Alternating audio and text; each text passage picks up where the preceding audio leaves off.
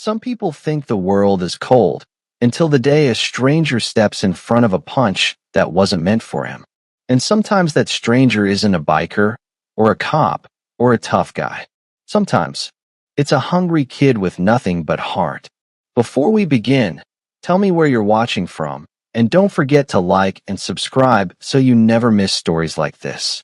The sun hadn't fully risen over the city when Jace, a 14-year-old homeless boy, slipped out from behind the dumpster behind Millie's diner. He slept there every night, under cardboard, inside an old sleeping bag that had more rips than insulation. The morning air bit hard, but Jace was used to it. Cold was normal. Hunger was normal. Being invisible was normal.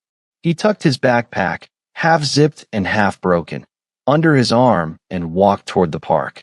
That's where he collected cans, where he sometimes found loose change, where people rarely looked at him long enough to judge him.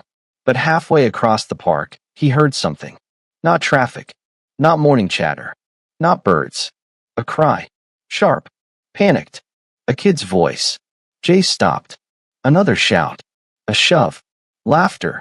He followed the noise, cutting across the wet grass until he reached the old basketball court. And there they were. 3 boys, older, bigger, pushing around a smaller kid with a leather backpack. The smaller boy tried to shield himself, but the bullies were circling him like wolves. Hold him still, one jeered. Jace stepped forward before he even realized he'd moved. Hey, he shouted. The bullies turned. They weren't impressed. Oh, look, the tallest one sneered. Trash boy wants to be a hero. Jace swallowed hard, but his feet stayed firm. Leave him alone. The smallest bully moved toward him. Mind your own business. Jace didn't back down. He didn't do anything. The bullies laughed. Cute. You want a beating too? They shoved him. Hard. He hit the pavement, but got back up. His palms burned. His knees stung. But he stood again, stepping between the smaller kid and the 3 bullies. Try it, Jace muttered. The first punch connected with his cheek. Then a kick to the ribs. Another shove.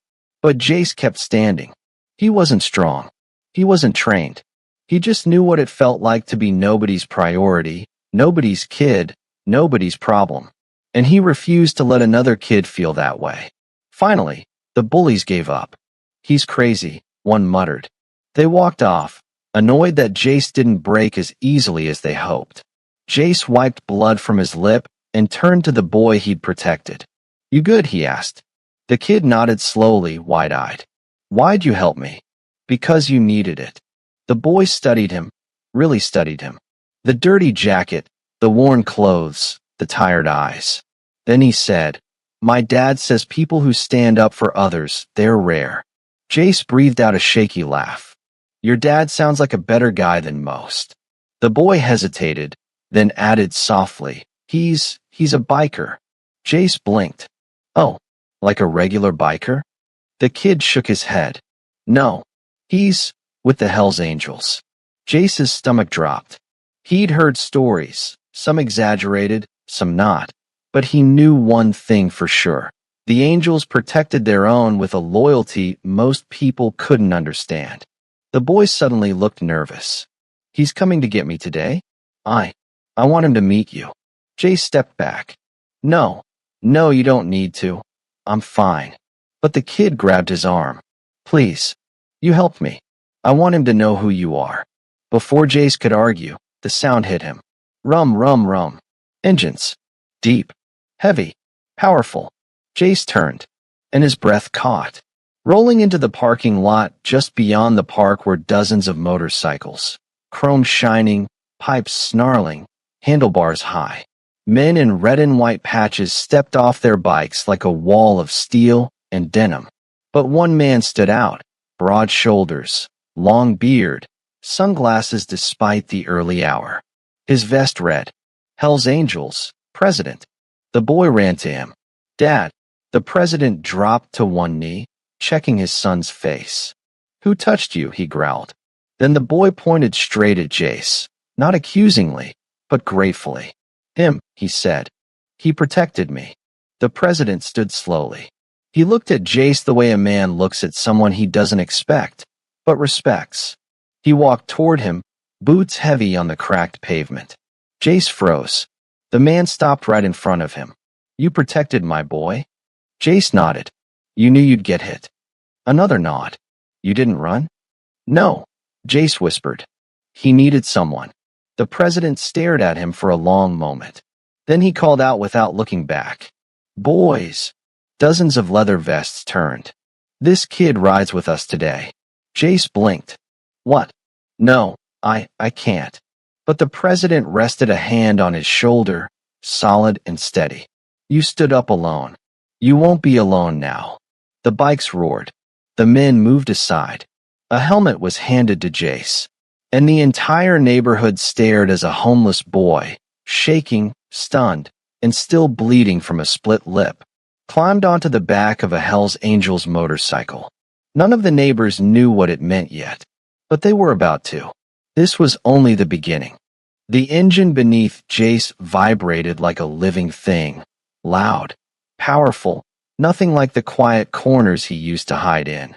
He clutched the sides of the leather vest in front of him as the Hells Angels president. Everyone called him Red. Revved the bike once, signaling the pack. One by one, the riders kicked into motion, their engines forming a thunderous wall that rolled through the neighborhood like a storm front. People stepped out of their homes, shielding their eyes, trying to understand why a gang of roaring motorcycles had suddenly swept into their quiet morning. Most surprising of all was the sight in the middle of the formation. A homeless boy, still bleeding from a cut lip, riding with the Angels as if he belonged there. Cars slowed. Phones lifted. But Red didn't look left or right. He rode with purpose, heading straight toward the diner on Mill Street. Jace held tight as the pack moved like a single unit, smooth, steady, disciplined. Nothing like the wild stories people whispered. These men weren't chaotic. They weren't reckless. They were controlled, sharp, watching each other's backs. The moment they pulled behind the diner, the engines shut off in unison, leaving a heavy silence afterward, the kind that felt intentional. Red glanced back at Jace. Hop off. Jace did, legs shaky, adrenaline still buzzing through him. The other bikers circled loosely around, forming a loose wall, protective, not trapping. Red removed his helmet, revealing tired but steady eyes. This where you stay? Jace hesitated. Yeah. Red scanned the alley. The broken pallet Jace slept on, the damp cardboard, the ripped sleeping bag drying on the trash bin. His jaw tightened. How long you been here? A few months, Jace said, trying to make it sound small. Where's your family? Jace's throat tightened. He hated that question more than hunger. Don't have any. A couple of the bikers exchanged glances. Not pity. Recognition. Some of them had been through their own versions of no one waiting at home. Red crouched down, picking up Jace's sleeping bag and feeling the soaked fabric between his fingers. You sleep in this cold? It's not that bad. Jace mumbled, embarrassed. Red stood, face hardening. Bad enough.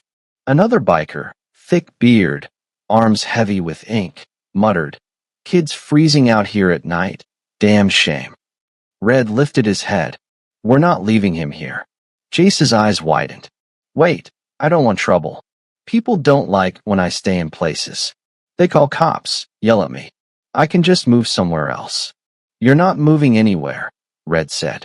But, Red stepped closer, his voice steady but firm. Kid, you stood between my boy and 3 older punks who thought they were tough. You took hits meant for him. You did what grown men won't do. Jace swallowed. You think I'm leaving you behind a diner like trash? Red asked. Not happening. Another biker spoke up. President, what's the move? Red looked at Jace for a long moment. We're taking him to the clubhouse. Jace froze. No, I can't. I don't want to get in the way. I don't want to be some burden. Red's voice didn't rise, but it carried more weight than all the engines combined. You're not a burden. You're someone who deserves a warm bed and food that wasn't scraped off a counter. He nodded once, decisively. Mount up. He rides with me. One of the older bikers, Crow, opened the saddlebag and pulled out a spare Angel's hoodie. It was huge on Jace, but warm. Put this on, Crow said. Cold ain't a joke. Jace slipped it over his head. It smelled like leather, gasoline, and campfire smoke, but also clean. New. Like belonging. The formation reassembled. But this time, Jace wasn't in the back. Red motioned him forward. Sit in front of me. Easier for you to hold on. Jace climbed on, nervous, clutching the handlebars.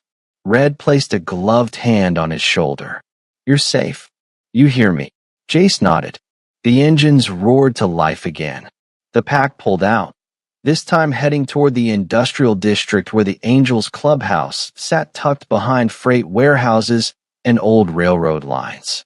People stared again, but for a different reason now.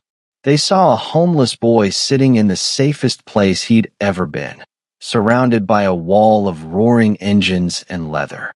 A boy who had been invisible hours earlier suddenly rode like someone who mattered. And when they reached the clubhouse, big metal doors, mural of wings on the side, bikes parked like soldiers in formation, the men didn't scatter or go inside. They stood waiting. For Red. And for Jace. Red shut off the engine and lifted Jace off the bike by the shoulders, steadying him on the ground. You hungry? He asked. Jace nodded. Good, Red said. Because we feed our own. Jace blinked. I'm your own. Red didn't smile often, but he did then. A small, tired, honest smile. You earned your place today. And Jace didn't know it yet. But what the Hells Angels were about to do next would shake the entire neighborhood and change his life forever.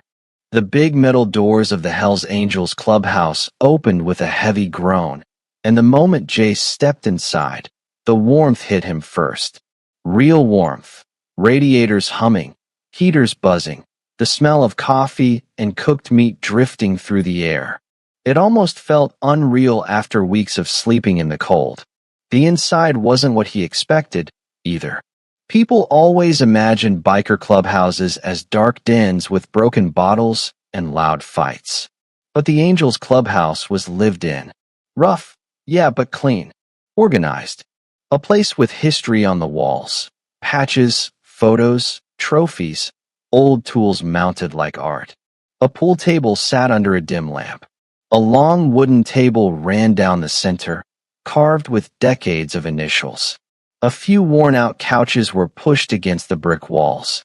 And every biker who'd ridden in stood watching Jace, waiting for Red's next move.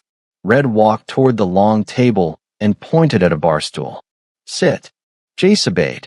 Crow, the older biker with the gray beard, stepped behind the bar. Kid, what do you eat? Jace hesitated. Anything? Crow smirked. Wrong answer. You got options here. He lifted a plate. Eggs, bacon, sausages, hash, toast. What's it gonna be? Jace blinked. He couldn't remember the last time he had a choice. Toast and eggs, he said hesitantly. Crow scoffed.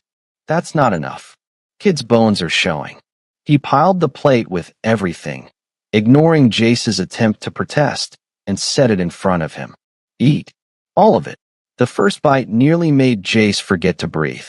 Real food. Hot food. Seasoned food. He didn't realize how fast he was eating until Crow stopped him. Slow down, he said.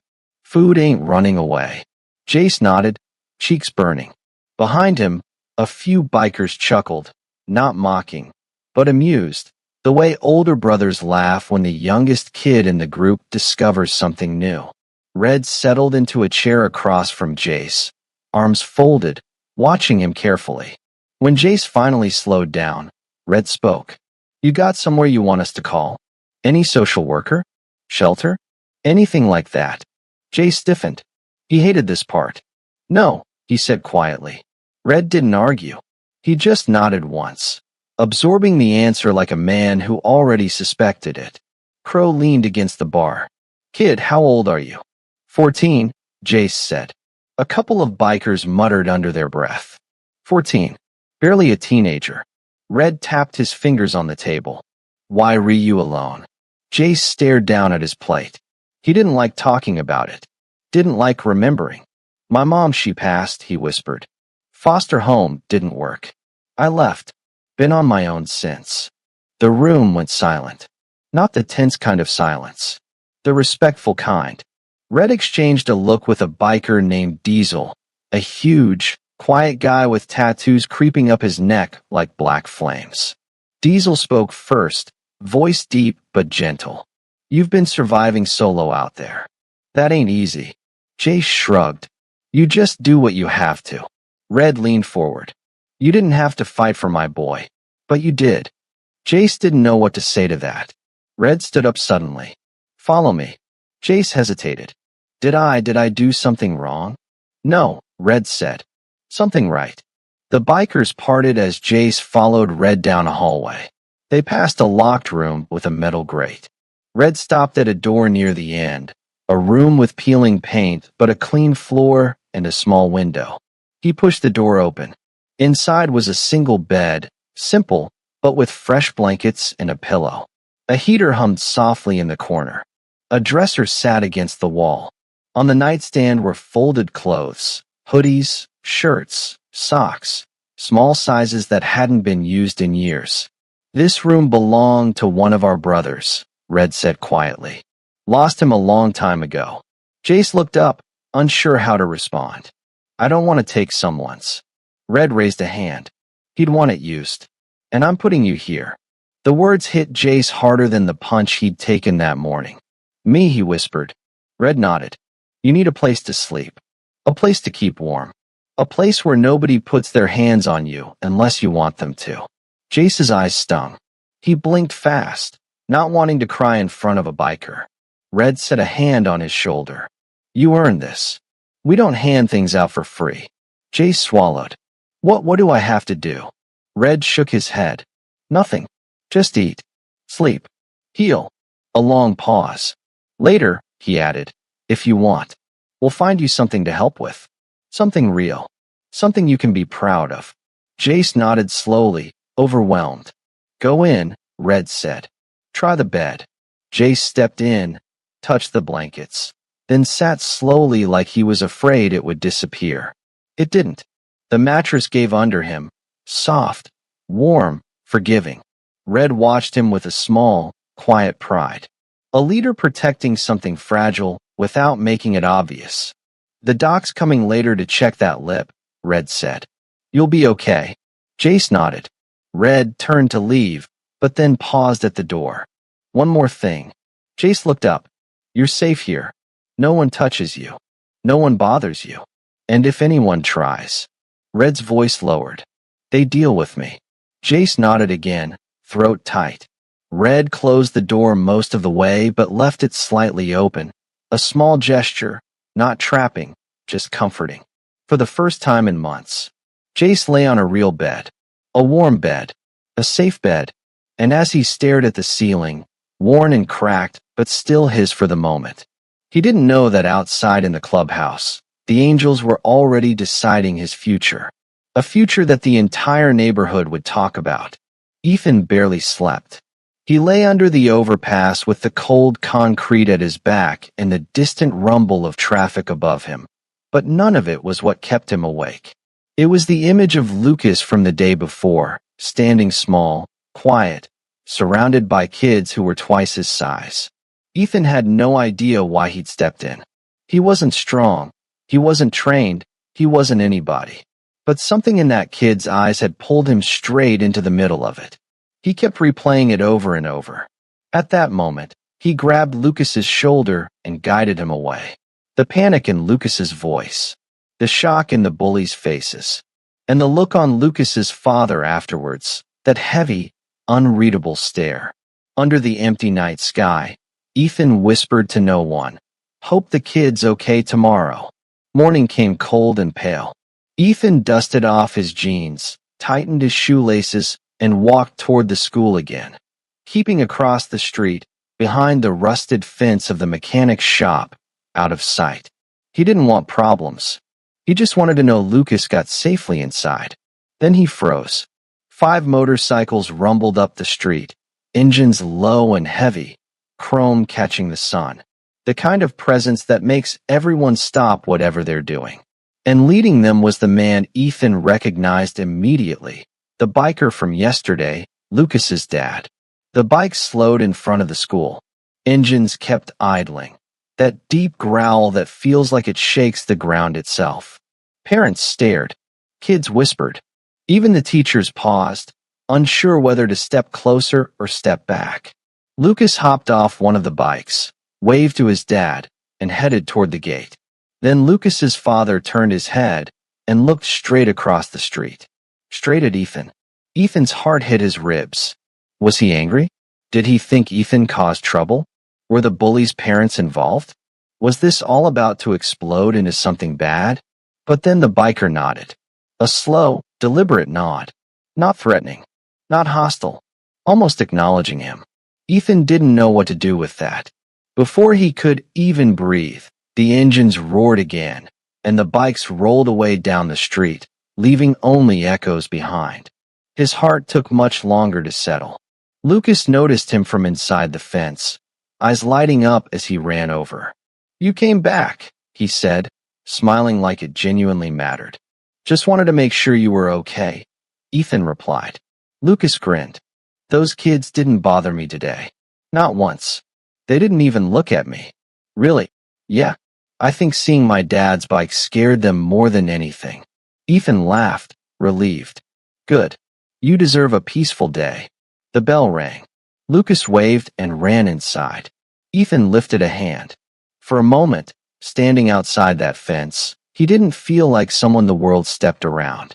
He felt seen. He turned to leave. That's when a beat-up red pickup rolled up beside him. The passenger window creaked down. Inside sat an older man with a gray beard, grease-stained hands, and a half-burned cigarette between his fingers. The same guy who sometimes worked in front of the mechanic's shop. "You're the kid who helped Lucas yesterday?" the man asked. Ethan froze. "Yeah." "You homeless?" Ethan swallowed. "Yeah." The man flicked ash out the window. "Get in." Ethan stepped back. "Look, I don't want trouble. I didn't do anything wrong." "If the Hells Angels wanted trouble with you," the man said flatly, "you wouldn't be having this conversation." Ethan's breath caught. "They told me to find you," the man added. "So get in. Trust me." Ethan hesitated. Everything in him said don't.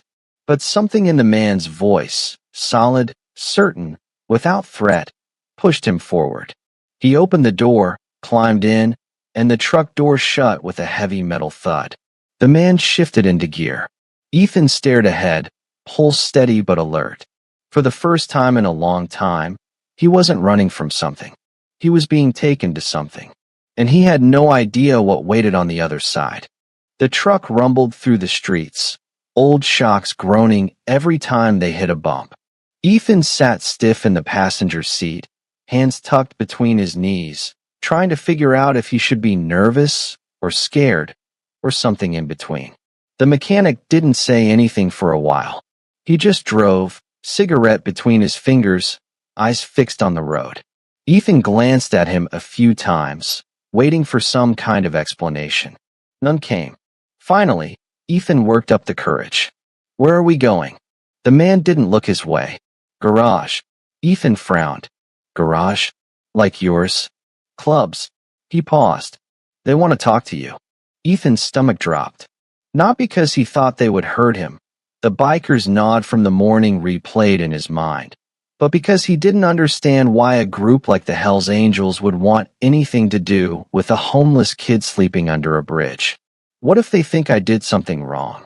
Ethan asked quietly. The mechanic snorted. "Kid, you stepped in for one of their own. That ain't wrong." The truck turned off the main road and onto a wide alley between two old warehouses. Graffiti covered the walls, some random, some symbols, some unmistakably biker-related. The air smelled like engine oil and cold steel. At the end of the alley was a large metal door. The mechanic tapped the horn twice. Someone inside pulled it open. The truck rolled into a dimly lit garage lined with bikes, black, red, chrome, detailed with skulls, crossbones, eagles. Some stood on lifts, some in pieces, others shining like they'd been polished for hours. A few men in leather vests turned their heads as the truck rolled in. Ethan swallowed. The mechanic parked, turned off the engine, flicked the cigarette out the window, and climbed out. "Come on," he said. Ethan stepped out, legs a little shaky but holding steady. Eyes followed him, not suspicious, just assessing, curious. Like they were trying to figure out how this kid somehow ended up connected to one of their own. The mechanic nodded toward a small office in the back of the garage. "He's in there." Ethan walked slowly, each footstep heavy, unsure of what waited behind that door. He pushed it open. Lucas's father stood inside, arms crossed, the same calm but unmissable presence he'd had the day before. His vest hung open, patches sewn across it, each one meaning something Ethan didn't understand. A coffee sat on the desk beside him, steam curling upward. For a moment, neither of them spoke. Then the biker said, "Close the door." Ethan did. The biker studied him closely, not intimidating, not aggressive, just focused. "I heard what happened yesterday. I heard how you stepped in." Ethan nodded once, eyes down. "I didn't want the kid getting hurt." "He's not just a kid," the biker said. "He's my son." Ethan looked up. "And you didn't know that," the biker added. "You helped him anyway." Ethan's voice came out small. "Yeah, I just didn't think about it." "That's exactly why I respect it," the biker said. The words hit Ethan harder than he expected. Not because of the tone, but because respect wasn't something he'd heard directed at him in a long time. The biker walked around the desk, leaning on the edge. "My name's Razor," he said. Ethan blinked. "Razor?" The biker smirked. "Never mind the name. Point is, you kept my boys safe when the school didn't, when adults didn't, when other kids didn't." Ethan didn't know what to say. The silence stretched until Razor continued. "You hungry?" Ethan's breath caught. He wanted to say no, to play it off, but his body betrayed him. His stomach growled loud enough to echo off the walls. Razor didn't smile. He just opened the office door and called out, "Patch, get the kid a plate." A voice from the garage answered, "Got it." Ethan stood there, unsure what to do. "You're not in trouble," Razor said calmly. "I brought you here because someone like you shouldn't be out there alone. Not after what you did." "I've been alone a long time," Ethan murmured. "Not today," Razor replied. Patch arrived within seconds with a plate, a big one, piled with eggs, bacon, toast, and something that smelled like heaven. Ethan stared at it like it wasn't real. "Eat," Razor said. Ethan sat slowly and took the first bite. Warmth spread through him in a way he couldn't hide. Razor watched him for a moment, then said, "After you're done, I want to show you something. Something important." Ethan paused, fork in midair. "What is it?" Razor didn't answer directly, just nodded once, firm and certain. "You'll see." Ethan didn't know it yet, but this was the moment everything in his life began to shift. Not with noise or chaos, but with a quiet invitation from a man who didn't offer many. And once Ethan stepped past this day, nothing would ever be the same. Ethan finished the last bite of food slower than he wanted to, not because he was full. He wasn't, but because he didn't want it to end. He couldn't remember the last time he'd eaten something that wasn't cold, or packaged, or half-stale. Warm food. It did something to his chest, something like remembering he was human. Razor watched him, arms folded, face unreadable but not harsh. When Ethan finally set the fork down, Razor stood. "Come with me." Ethan wiped his hands awkwardly on his jeans and followed him out of the office. The garage buzzed with soft activity, tools clicking, a compressor humming, men talking in low voices. A few of them glanced at Ethan, some nodding in a way that felt less like greeting and more like recognition. Razor led him to the far side of the garage, where a bike sat on a lift, matte black, chrome pipes, handlebars wrapped in worn leather. It wasn't shiny or flashy. It looked used, lived in, respected. This was my first bike, Razor said. Ethan's eyes widened. He didn't touch it, wouldn't dare, but he stepped closer. It's really nice. It wasn't, Razor grunted. Not when I got it. It was a heap of junk. Sat in a scrap yard for years before someone told me about it. I rebuilt it piece by piece, scraped money working nights at a shop, learned every bolt and wire myself. Ethan ran his gaze along the frame, imagining the hours, the struggle, the determination. Razor crouched next to it and tapped the side of the engine. You see this mark? Right here. Ethan leaned in. There was a faint scratch on the metal, long and shallow. Dropped it on my first ride, Razor said. Was so damn proud and so damn stupid. Ethan smiled before he could stop himself. Razor stood again. You know why I'm showing you this? Ethan shook his head. Because everything starts somewhere, Razor said. Even something broken. Ethan blinked, not sure if the words were about the bike or him. Razor pointed toward a workbench. Tools lay scattered. Wrenches, screwdrivers, an old rag, grease stains everywhere. Pick up that socket wrench.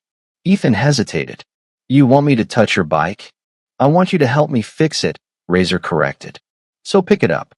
Ethan reached out and grabbed the wrench. It felt heavier than he expected, solid, real, like something that belonged in capable hands. Razor nodded to a bolt near the exhaust. Loosen that. Ethan knelt down, lined up the wrench, and twisted. It didn't move. He tried again. Razor stepped behind him. Other way. Ethan adjusted and twisted again. This time it gave way with a soft crack. There you go, Razor said. Ethan felt something warm rise in his chest. Not pride exactly, but something close. He hadn't done anything impressive, but he'd done something. Something real. Razor crouched beside him. Lucas told me you fixed a broken scooter once. Is that true? Ethan swallowed. Yeah. Found one in an alley. Just messed around with it. Didn't really know what I was doing. Did it run again? Yeah. For a while. That means you knew exactly what you were doing. Ethan didn't answer. He didn't know how. Razor leaned back on his heels. Some kids grow up with more than they need. Some grow up with nothing. You? You grew up learning how to survive. How to figure things out. How to fix things no one else cares about. Ethan stared at the wrench in his hand. That's not something you lose, Razor said. That's something you build on. Before Ethan could respond, one of the other bikers called from across the garage, Razor, you gotta see this. Razor stood. Stay here. Ethan stayed crouched beside the bike, staring at the bolt he'd loosened. He ran a finger over the metal. For the first time in a long time, holding a tool didn't make him feel like he was trespassing. It made him feel like he might belong somewhere, even if just for a moment. Razor and another biker were talking quietly at the back of the garage. Ethan couldn't hear what they were saying, but he could see the other man pointing toward the door and Razor frowning in a way that wasn't angry. More like something unexpected was happening. Ethan looked back at the bike. The smell of oil, metal, and gasoline filled the air. He breathed it in. It was strange, but for the first time, the world around him didn't feel dangerous. It felt steady. A shadow fell across him. He turned. It was Lucas. The boy stood in the doorway, backpack still on, eyes bright. My dad told me you were here. Ethan stood quickly. You skipped school. No, Lucas said proudly. It ended early today, and he said I could come. Lucas walked over to the bike and looked at Ethan with a hopeful kind of admiration, the kind that felt too big for Ethan to hold. You're fixing my dad's bike? Lucas asked. Trying. Ethan murmured. Lucas grinned. Then you're part of this place more than you think. Ethan didn't know what that meant. Not yet, but he felt it settle inside him. Then Razor called out behind him, voice firm. Ethan, come here. Something's going on. Ethan exchanged a quick look with Lucas and walked toward Razor, heart tightening with a mix of anticipation and uncertainty. Whatever came next. It wasn't small. It wasn't random. and it definitely wasn't something he could walk away from. Ethan walked toward Razor, wiping his palms on his jeans without even realizing it. Razor stood near the back door of the garage with two of his men beside him, their expressions tight, not angry, not hostile, but focused in a way that made Ethan's chest tighten. Razor motioned him closer. "Ethan, you need to see this." One of the bikers held out a cracked phone, not his own, but someone else's. The back was dented, like it had been stepped on. The screen was half shattered. Razor tapped the screen with a calloused finger. A video played. Ethan's stomach flipped. It was Lucas. Yesterday. In the schoolyard. The bullies were circling him, and Ethan watched himself step in, guiding Lucas behind him, standing between the kid and the three boys twice his size. It was all captured from behind a fence by another student. Ethan's breath caught at the moment he pushed the biggest bully back, not aggressively, just enough to stop him. The video ended right as the bullies backed away. Razor's jaw tightened. This went around the school, then the neighborhood, then to people who know us. Ethan felt heat rise up his neck. "I didn't mean for this to happen. I wasn't trying to get attention." "You didn't," Razor said in a low voice. "But others did." Ethan blinked. "What do you mean?" Razor took a slow breath, the kind that wasn't from anger, the kind that came from thinking through consequences. "Some of the kids' parents, they're calling the school, saying a stranger stepped onto the grounds, saying you threatened their boys." Ethan's pulse crashed. "I didn't threaten anyone." "I know," Razor cut in. "We saw the footage. Anyone with eyes can see you were protecting Lucas." Ethan swallowed hard. "So what happens now?" Razor exchanged a look with his men. One of them stepped closer. "They want to find you," the man said. "They described you to people. Cops might start asking questions too, not because you're in trouble, but because that's how parents are when they don't know the facts." Ethan's breath shook. Being questioned by officers wasn't something he could afford. Not without an address. Not without ID. Not with the way the world usually treated someone who looked like him. Razor must have seen the fear cross his face. "Relax," he said, voice steady. "You're under our roof now. Nobody touches you without going through us first." Ethan didn't know what to say to that. No one had ever said something like that to him. No one had ever claimed him as someone worth protecting. Razor turned to Lucas. "Go sit with Patch for a bit." Lucas nodded and walked back across the garage, but not before giving Ethan a small, reassuring smile. Ethan tried to return it. When Lucas was far enough, Razor stepped closer to Ethan. "You've been on your own a long time," he said quietly. "That changes today." Ethan frowned. "Why? I mean, I appreciate what you're doing, but why help me? I'm nobody." Razor shook his head. "Not to my son, and not to me." Ethan stared at the concrete floor because it was easier than meeting Razor's eyes. Razor softened his voice. "Let me tell you something. I've seen grown men freeze up when trouble comes.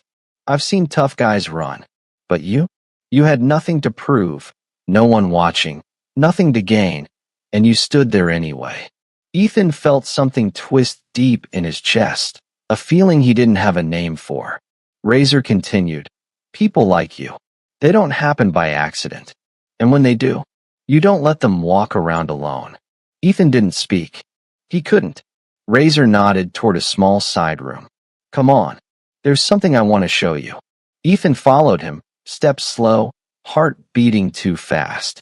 The room was small, lined with storage shelves, boxes of parts, old jackets, tools. Razor pulled down a cardboard box and set it on a table. He opened it quietly, the sound of the flaps peeling back loud in the stillness. Inside was a sleeping roll, a clean one, a folded blanket, a pair of jeans, a hoodie, socks, a small toiletry kit, all folded carefully. Ethan blinked, confused. "What is this?" Razor rested his hand on the box. "A place to start." Ethan's voice came out thin. "For me? For who else?" Ethan stared at the contents like he was afraid to touch them, as if they weren't real.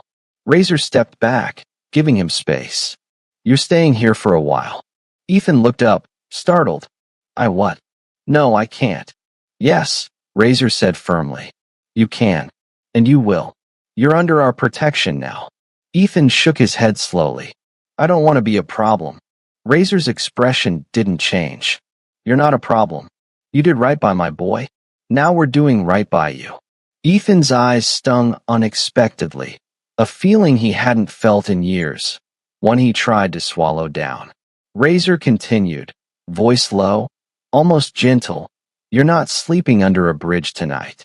Not while we've got a roof. Ethan opened his mouth, closed it, and opened it again. Words wouldn't come.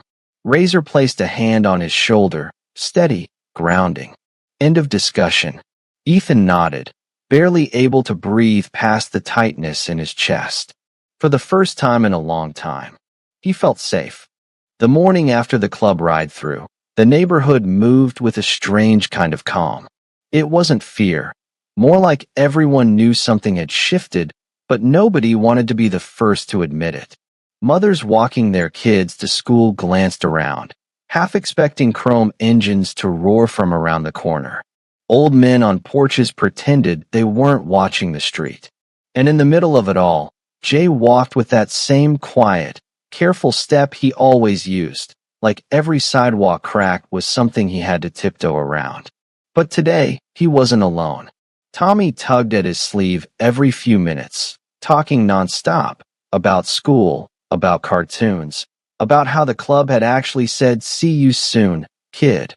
Jay smiled at the ground more than he answered, but he didn't mind the energy. Tommy filled the air in a way the streets usually didn't. And for the first time in a long time, Jay felt like his morning had a purpose. Walk Tommy to school, make sure he got there safe. No matter what anybody said, Jay wasn't letting bullies come in round two. As they got closer, he spotted them, those same boys from before. They weren't pushing anyone today, just standing, watching, not bold or loud, just uneasy, because somewhere along the rumor chain, they had heard about the bikes, the noise, the leather jackets rolling through in a pack. And kids talk. Someone had whispered that Jay was with the bikers, and even though Jay never said a word about it, the rumor was enough to make those bullies hesitate. Tommy didn't hide behind Jay this time. He walked right past them, chin up. Jay followed, hands in pockets, calm as ever. The boys looked away first. Inside the school gate, Tommy paused and turned back to Jay. You coming later? He asked, voice hopeful. Yeah, Jay nodded. I'll be right out here after class. Tommy grinned and ran inside, disappearing into the crowd. Jay thought he'd head back toward the old laundromat alley where he kept his things, but halfway down the block, he noticed someone leaning against a black van. A tall woman, arms folded, eyes locked straight on him.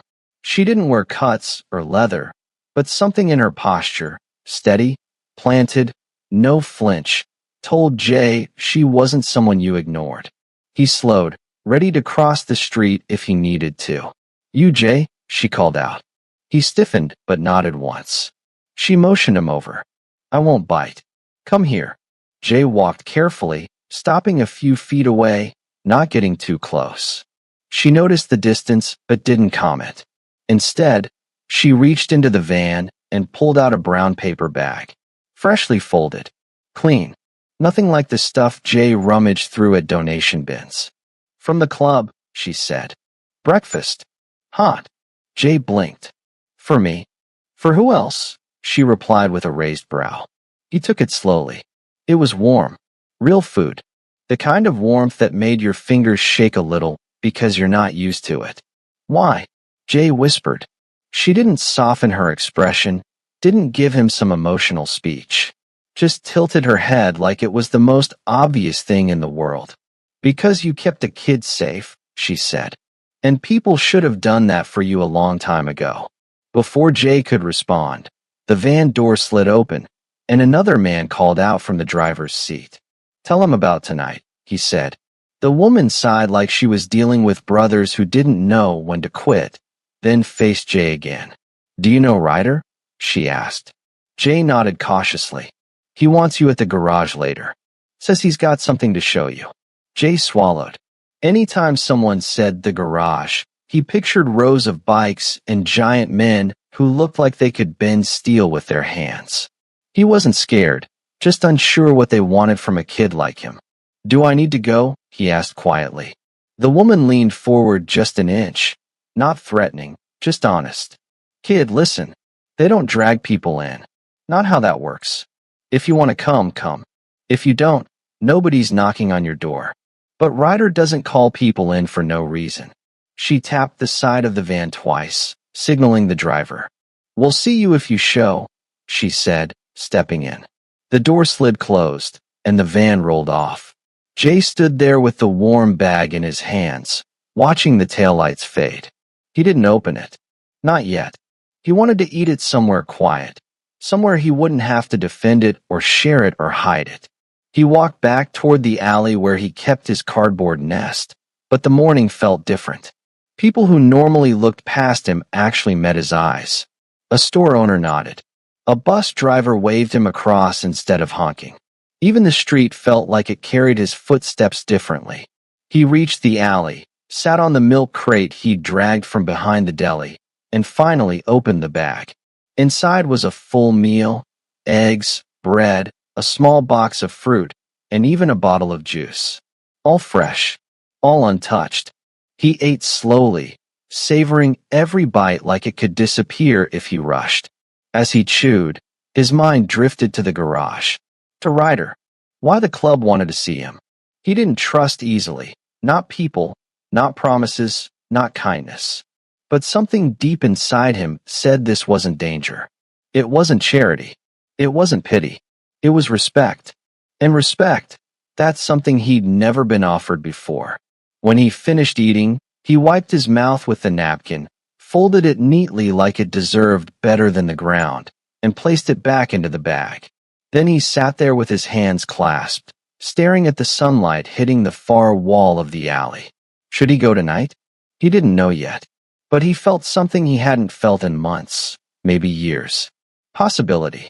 The rest of the day moved slow for Jay, like time itself was waiting on his decision. All afternoon, he drifted between the small spaces he called safe, behind the old laundromat, under the broken fire escape behind the deli, near the bus stop where the warm air from the engine vents gave him a bit of comfort.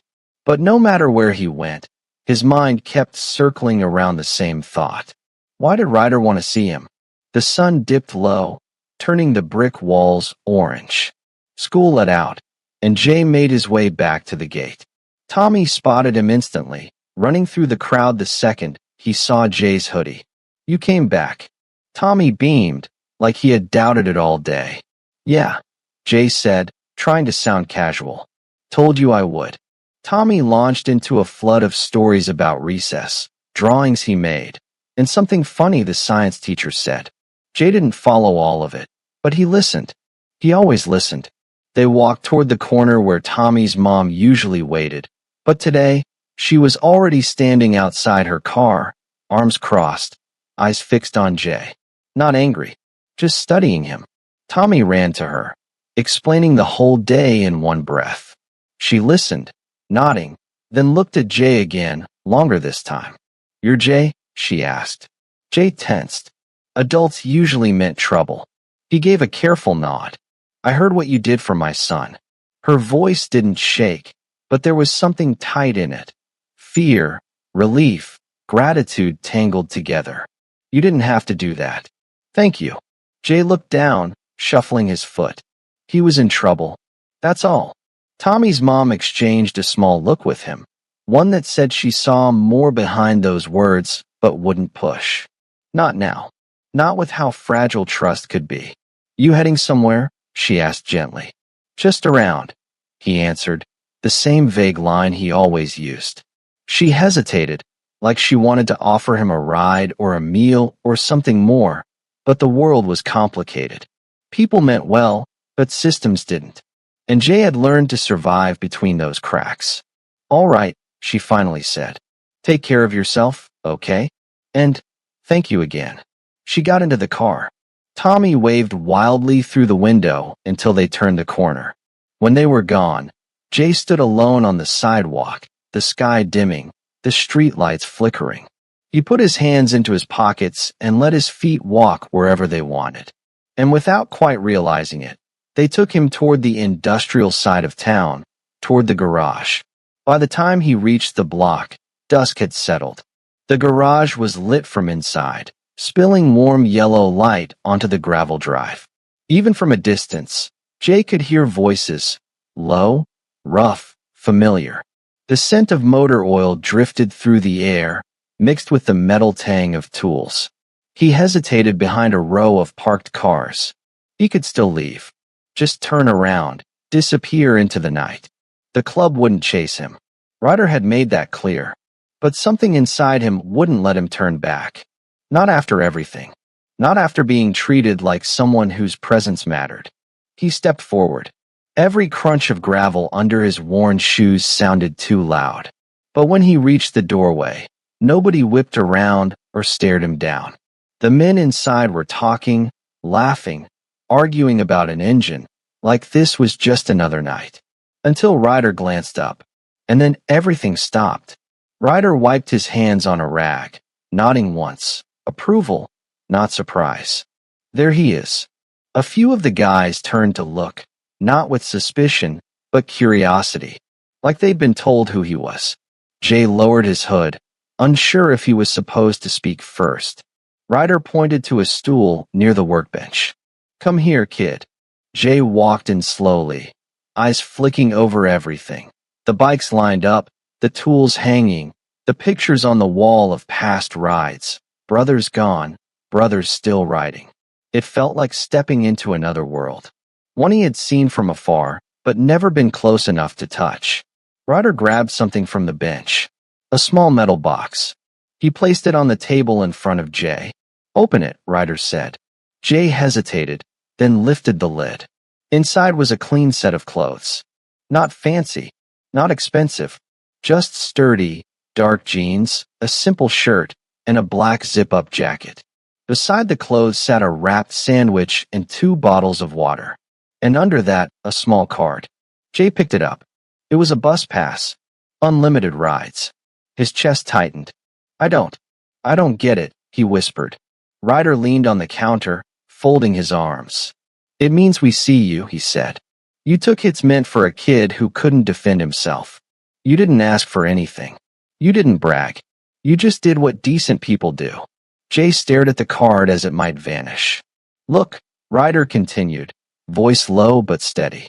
We can't fix the whole world for you, but we can make sure you're not fighting it alone. One of the other men called out from the corner. Tell him the rest. Ryder sighed, annoyed but not angry, and looked Jay right in the eyes. You ever want out of the street? You come here. Nobody's forcing you. Nobody's putting you in anything. But you need a shower, food, a place to sit that ain't concrete. You show up. Doors open. Jay swallowed hard. The room suddenly blurry around the edges.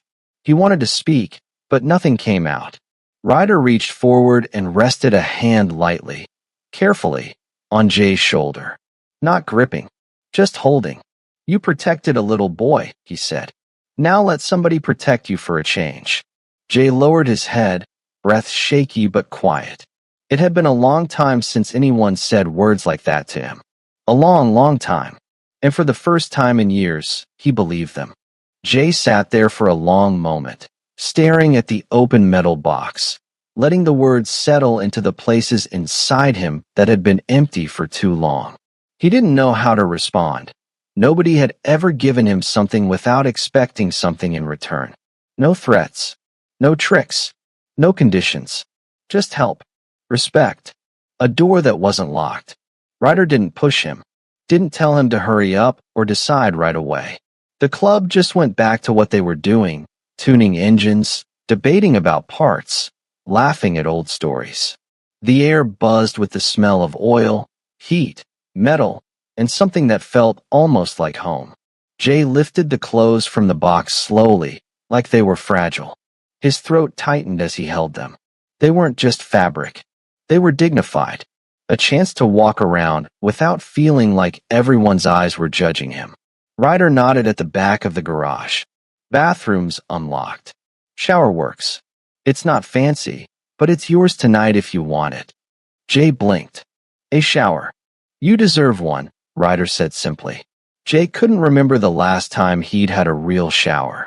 Not a splash from a gas station sink or a quick spray from a leaky outdoor faucet. A real one. He took the clothes and walked slowly to the bathroom door. His heart thumped so hard he felt it in his ears. Inside, the bathroom was small and worn around the edges, but clean. A folded towel sat on a chair, clearly put there on purpose. Jay closed the door behind him and leaned against it for a moment, letting the feeling wash over him before the water even did. He turned the shower handle. Hot water poured down. At first, he just stared at it, steam rising, fog curling around the small mirror. Then he stepped under, and the heat hit him like something breaking loose inside. Dirt ran down the drain, but so did tension, fear, and exhaustion. He pressed his palms against the wall and let the water roll over his face, over the bruises, over the memories. For the first time in years, he felt clean. When he emerged, wearing the new clothes, the men barely looked up. Not because they didn't notice, but because they didn't want to make him feel like a showpiece. Still, one of the older bikers gave a small, approving nod. Another said, "Fits good, kid." Jay's cheeks warmed, and he sat back on the stool, unsure what to do next. Ryder tossed him a wrapped bar. "Eat. Your stomach's louder than my exhaust." Jay opened it, taking small bites even though he wanted to inhale it. He didn't want to seem greedy. That mattered to him now. Outside, night settled completely. The garage lights glowed like lanterns on a forgotten shore. Jay watched the men work, talk, tease each other, move like they'd known one another for lifetimes. Then Ryder walked over and sat beside him. "You look better," he said. Jay shrugged lightly. "Feels different." "You get used to it," Ryder replied. Jay stared at the floor. "Why are you doing all this for me?" Ryder leaned forward, resting his arms on his knees. "Because someone should have stepped up for you long before now," he said. "You helped a little boy who couldn't defend himself. Maybe you didn't realize it, but you showed what you're made of. Loyalty, courage, heart. Those aren't small things, kid. Most grown men don't have half of what you've got." Jay swallowed, emotions tightening his chest. Ryder continued, voice quieter now. "And because no kid deserves to survive alone." Jay didn't move, didn't breathe for a second. Then, softly, he said, "Thank you." It wasn't loud, but it was real, and the whole room heard it. One of the guys muttered, "Damn right." Another added, "You got a spot here whenever you want it." Ryder stood up and clapped Jay gently on the back. "We'll be around. You don't owe us anything. Just take care of yourself, and if you need something, anything, you come here." Jay nodded. He didn't trust the world easily, but this felt different. Like something solid beneath his feet for the first time. Eventually, he stood and zipped up his new jacket. He didn't want to leave, but he didn't want to overstay. Ryder didn't force him to stay. That was important. Freedom mattered more to Jay than anything. As he stepped toward the door, Ryder called out behind him, "Hey, Jay." Jay turned. "You did good." Ryder's voice carried a calm weight. "Not just with the bullies. With life. Keep going." Jay gave the smallest, but truest, smile he'd shown anyone in years. He stepped out into the night, the cool air brushing his clean skin, the jacket hugging him with a warmth he wasn't used to. The street looked different. Softer somehow. Safer. For the first time, Jay didn't feel invisible. He didn't feel alone. He felt seen. He walked down the road with steady steps, the world stretching out ahead of him, not as a threat, but as something he might actually belong to. And far behind him, inside the glowing garage, engines hummed, men laughed, and a new chapter slowly began writing itself. One where a homeless boy wasn't just surviving.